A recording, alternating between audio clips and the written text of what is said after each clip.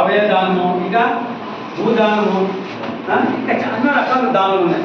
మన పురాతన కాలం నుండి కూడా చాలా కౌరులు కూడా ఏం చేశారు మహాభారతంలో, ఇంద్రుడికి కౌచుకున్న ఇచ్చారు లేదా, అలాగే కొందరు తన శరీరానికి వచ్చిన పరిస్థితులు ఉన్నాయి కదా. అటువంటి చరిత్ర కళలు అంటే ఆ రోజు నుంచే దానం అనేది అర్థమంది.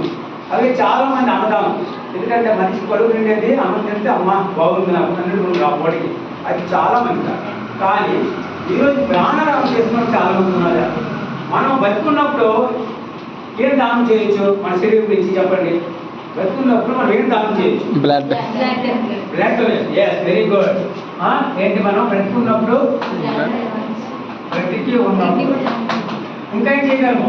ఏం చెప్పండి? కిడ్నీ. బ్రతుకున్నప్పుడు కిడ్నీ, వెరీ గుడ్. కిడ్నీ తర్వాత రక్తదానము మనం చేయలేదా? ఓకే. బతుకున్నప్పుడు చనిపోయలేదు, చనిపోయి బతుకుంటాం. ఇప్పుడు ఏదైనా బ్రెయిన్ హ్యామరేజ్ వచ్చినప్పుడు కానీ లేదా యాక్సిడెంట్ అప్పుడు కానీ బ్రెయిన్ హ్యామరేజ్ వస్తుంది, వచ్చి బ్లడ్ క్లాట్ అయిపోద్ది. డాక్టర్ అందరూ వస్తారు, స్పెషల్ డాక్టర్ అందరూ చెక్ చేస్తారు. లేదు ఈ అబ్బాయి ప్రాణం ఉంది కానీ మరి బతకలేండి, బ్రెయిన్ హ్యామరేజ్ అయిపోయింది, బ్రెయిన్ డెడ్ అయిపోయింది అంటే బ్రెయిన్ డెడ్ అంటారు. బ్రెయిన్ డెడ్ అంటారు. ఇది దానికి ఏంటంటే మనిషి మరి మనం బతకము అని డాక్టర్ డెసిషన్ చేస్తారు. అలాంటప్పుడు దానం చేస్తాం, అది అవయవదానం. ఏంటది? అవయవదానం. ఈరోజు మన భారతదేశంలో అవయవదానం మీద చాలా చాలా అవయవదానం మీద, కంటి దానం మీద కూడా. అయితే ఇప్పుడు ఇంకోటి చేస్తాం, బతుకున్నప్పుడు కిడ్నీ రక్తం ఒకవేళ మనం అంబసై ఉన్నాం, బ్రెయిన్ డెత్ అయింది. బ్రెయిన్ డెత్ అప్పుడు మనం ఏం చేస్తాం చెప్పండి? మన దానం కళ్ళు కావాలి. బ్రెయిన్ డెత్ అప్పుడు ఓకే రైట్, కళ్ళు కూడా చేయొచ్చు. కళ్ళు, తర్వాత గుండె, తర్వాత ఊపిరితిత్తులు, వెరీ గుడ్. ఊపిరితిత్తులు, ఇంకా లివర్, వెరీ గుడ్. తర్వాత ఇంకా ప్యాంక్రియాసిస్, ఇన్సులిన్ తయారు చేస్తుంది. రక్తాలను శుద్ధి చేయడానికి మన తిన ఆహారం ఖర్చు చేసి మన శక్తిని ఇవ్వడానికి ప్యాంక్రియాసిస్ ఉంటాయి, ఇన్సులిన్ తయారు చేస్తాయి. సో ప్యాంక్రియాసిస్ కూడా ప్యాంక్రియాసిస్.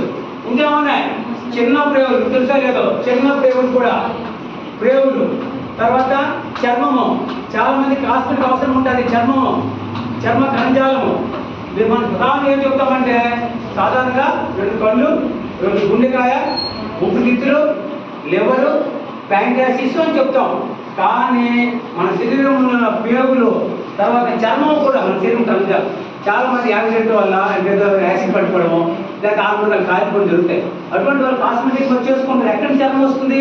ఇలాగ సేకరించినటువంటి చర్మే. అటువంటి వాళ్ళకి ఆ చర్మం వాటి వల్ల ఎంతమంది ఏం చూడండి, మనకి కళ్ళు 2 కళ్ళు ఎదురికి, గుండె 3, ఊపిరితిత్తులు 2, 5, లివర్ 6, ప్యాంక్రియాసిస్ 7. ఇవి ప్రధానంగా కదా. వాటితో పాటు వీటి మీద వారికి ఒక 50 మందికి మనం ప్రాణాలు ఇవ్వచ్చు, మినిమం 50 మందికి మన చర్మంతో. కాబట్టి అవయవాలు ఇంపార్టెంటే కదా. చాలా మంది మన అప్పు ఏంటంటే ఆ చనిపోతున్న తెలుస్తుంది, బ్రెయిన్ డెత్ అని చెప్తారు కానీ మనం ముందుకు రాము. ఇంకా ఇస్తే ఎన్నమండూరికి డైరెక్ట్గా మనం ప్రాంతాలతో అవుతాం.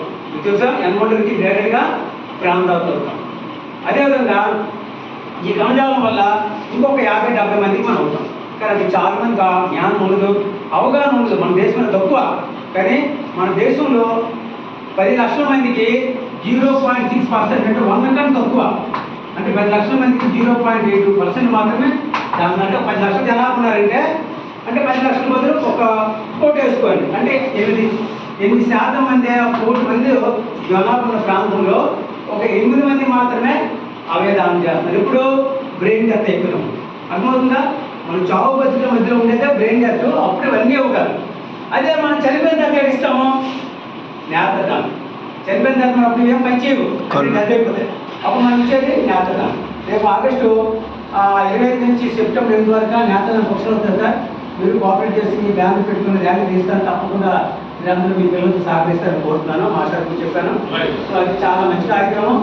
మరి చిన్నపిల్లలు కాకుండా పెద్ద పిల్లలు ఒక 50 మంది మనం ఉంటారు కాలేజీ కాబట్టి చాలా